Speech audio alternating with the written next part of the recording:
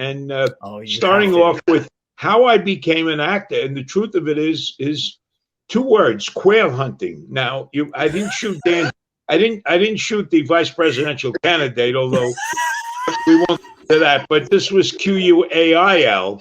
Okay. What happened was I was at a sales meeting, and we had a choice of quail hunting or golfing. I'd become a avid golfer, but back then I didn't golf, so I thought quail hunting might be fun. I went with one of the good old boys. This was down in the Carolinas.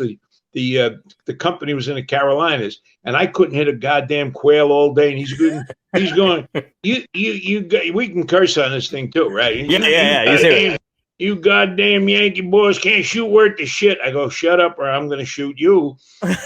His name was Braxton Speedy Lewis. So at the end of the day, John, I was so frustrated. I shot 6 quail on the ground. Decidedly not what you do. So that night, I know they gave me the Audubon Society Award, and they tried to roast me, and I kind of topped, all these hillbillies, and I wound up coming. Bob Levinson, who was the chairman of the board of this company, Duplan, that I work with. Yeah. He's an impressive guy. He's like a Jewish wasp,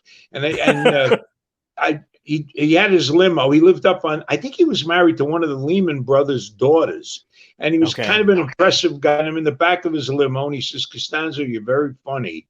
Have you ever thought about showbiz?" And I go, "I guess you see my sales figures, Mr. Levinson." Of course, he was too busy manipulating the stock to do that. But he gave me that idea. And a couple of days later, I was going home to my mom's, I think, to get some pasta, get my laundry done.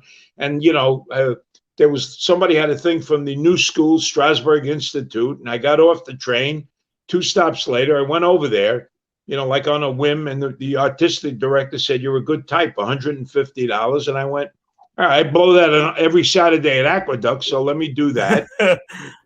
I started the class, women who wouldn't even look at me were saying, "Would you care to come up to my loft and rehearse Antigone?" And I go, fuck yeah, that sounds good, So anyway, that's kind of how it started. And I sort of realized it was my thing to do. It just felt right. And so I started studying there.